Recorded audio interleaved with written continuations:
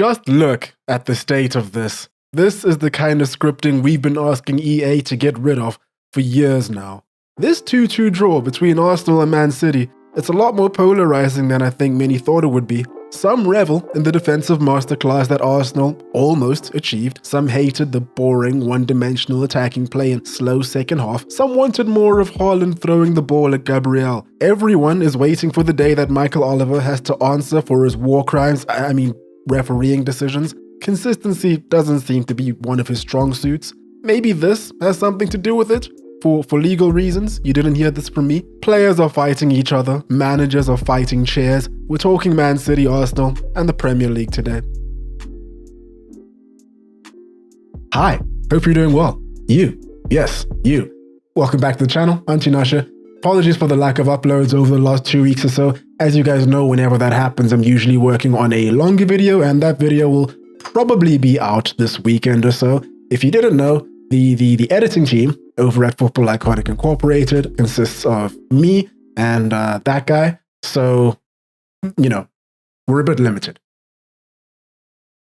But in the meantime, there is Premier League action and it's always exciting, but it seems to be a bit more exciting than I thought it would be this early. Kevin De Bruyne picked up an injury in the middle of last week and was out for this match. Ake and Bob have been out for a while. Rodri looked very uncomfortable when subbed off. These are all really big names. And I'm not going to sit here and pretend like City are in any sort of crisis right now or anything close to that. I mean, for example, Rodri has only played 3 games for them this season. City have played 7 games and they haven't lost a single game yet. It's going to be a lot harder for them without these big names, of course, but they'll be fine.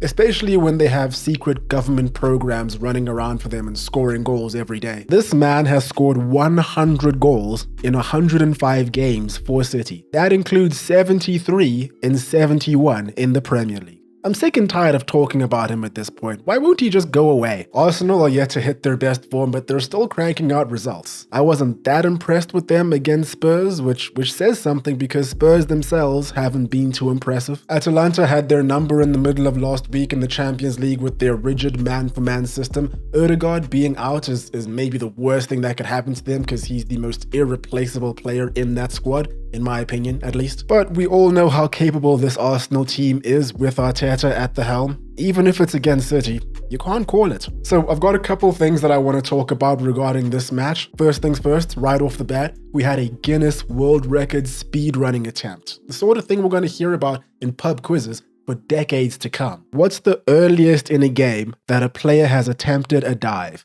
Literally 5 seconds. Somebody needs to explain to me what Rodri was doing here. History maker. Arsenal were defensive against City from the very start of the game, which I've seen a lot of people complain about and be upset about, and which confuses me because this is nothing new. You should have expected it. Arsenal have been defensive against this team, home and away, bar 1 or 2 matches over the past couple of years. Plus, on top of that, they're playing at the Etihad.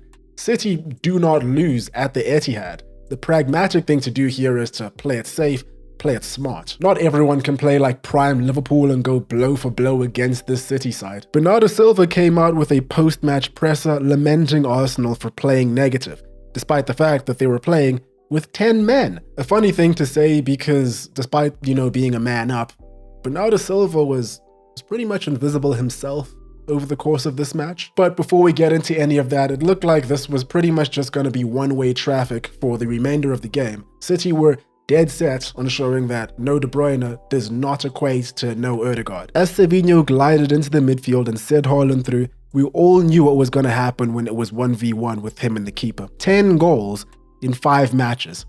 I hate this. I know I've said it before and things have come up, but at some point I need to make a video on all of Haaland's goals, particularly this season, because he's improved a lot this season. Because every single one of his goals, it just proves to you what the difference between a striker and a super striker is. Might sound a little bit cringe, but I hope you guys know what I mean. He holds his run twice, just to stop a start, another stop a start, before Savinho releases him. He goes through on goal, opens up his body slightly as if to aim to the far corner, only for him to go near post on the inside foot. It's just a really subtle movement that rattles Raya by a millisecond. And that's all you need at this level. Most purists will tell you that there's no excuse for a goalkeeper to be getting beaten at his near post in any circumstance, even at close range like this. And Raya is a fantastic goalkeeper, by the way. Haaland is just too good. At this point, I was looking at Savinho on the right, Doku on the left, 20 and 22 years old respectively. I felt ill. And then they also had the reigning Premier League player of the season on the bench, just ready to come on at any moment. I thought it was about to be a very clear-cut game. Definitely spoke too soon. Arsenal's first goal. Let's get this out the way. Nothing wrong with it. Quick thinking by Partey to put Martinelli through where there is no right back for City. Unbelievable finish by Calafiori, one of those super satisfying away curlers. But you gotta feel for City a little bit here. Rodri's 5th second dive proved to be foreshadowing. Then they concede an equalizer. I said you gotta feel for City. I meant it. But I only meant it for the Rodri injury. Speedy recovery to him. I hope he comes back stronger and better than ever. Nobody should feel sorry for them regarding the goal. Kyle Walker had more than enough time to give instructions to his teammates and get back in position. He chose to dilly-dally, and he paid for it. And what we thought was going to be a routine City win quickly turned into something entirely different. Gabriel had already lost his marker on every single one of Arsenal's previous set pieces, and almost scored on those occasions too. Correct me if I'm wrong, but Gabriel is Arsenal's best aerial threat, right?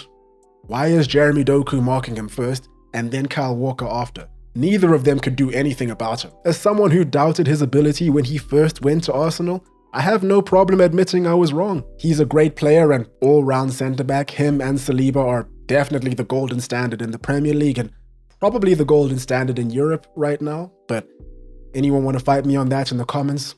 Please do. So now we get to the real talking points. So I'm going to go against the grain here and say that I understand why Trossard was sent off. I don't think there was anything wrong with it. His first foul was worthy of a yellow card. His second foul and then him kicking the ball away, both of those things would equate to a yellow card for most referees. Some would let it slide because he was on a yellow card, but can't really be mad at that, right? If the rules are followed to a T. Like I said, the official story is that Trossard got a second yellow for kicking the ball away and delaying a restart.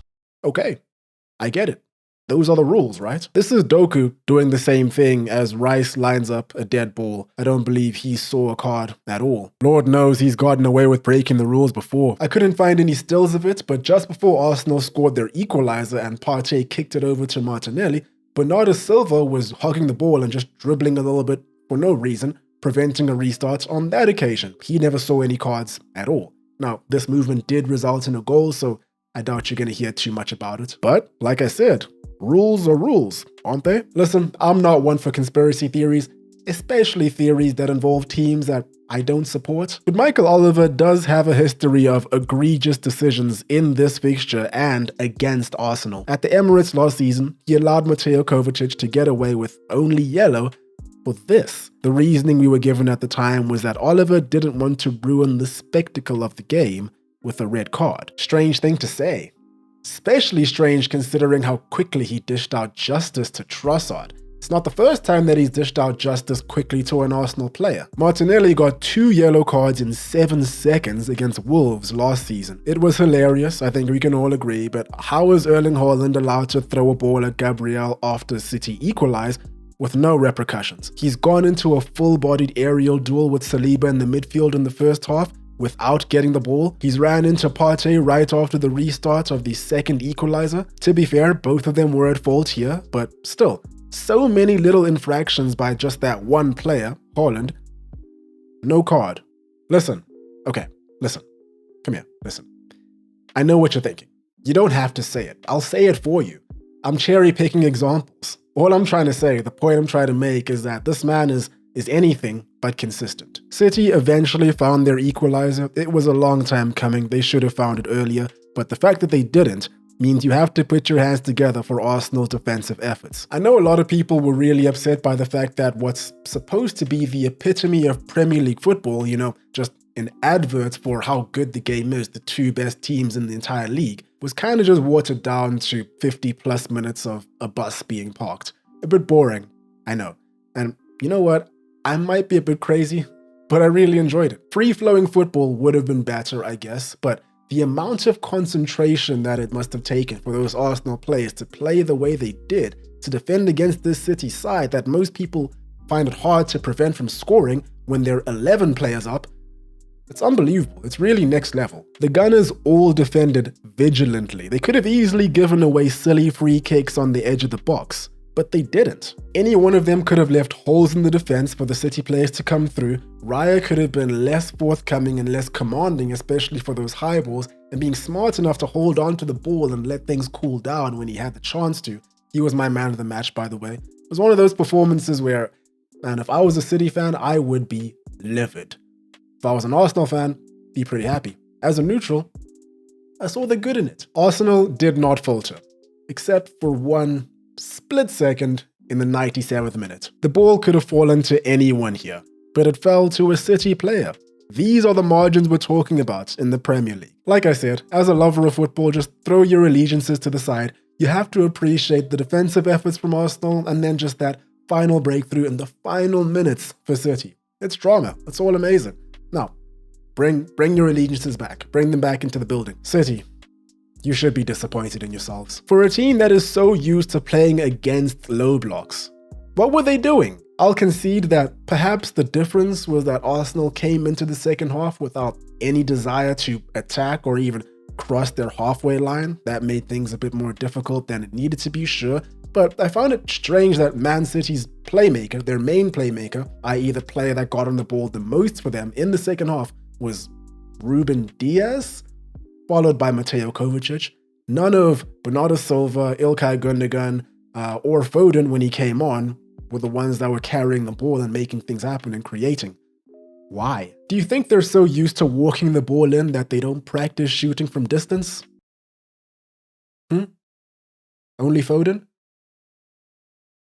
Fair enough. Overall, great match in my eyes. Just before we wrap this one up, I feel like I have to mention the other draw from Super Sunday, just because I watched the second half of that game. Here's a fun fact for you. There are 4 teams in the Premier League right now that are undefeated. All 4 of them played against one another yesterday. City, Arsenal, and Nottingham Forest, Brighton. Both 2-2 draws. Both included away teams that performed the dark arts of bus parking to frustrate the opponent. Somebody make a wish. The theme of questionable refereeing was something that we just could not avoid all day yesterday. Robert Jones and everyone's favorite Anthony Taylor were at it yet again. 8 yellow cards, 3 red cards, 2 of which were for managers. Although I will say that some of the fouls that saw cards were definitely deserved. Gibbs White could have ripped João Pedro's legs right off with this challenge here. Danny Welbeck, Man United legend, really should have put Brighton clear, but you know what? Forest just defended too well. Overall, great weekend of football. Great day of football, actually. Barcelona were incredible. Lamine Yamal, as always, he's something special. But anyway, you've heard me talk about him. Let me wrap this video up. There we have it. That's all for me today. Hope you guys enjoyed. Hope you're having a great day. Cheers, and I will catch you in the next one.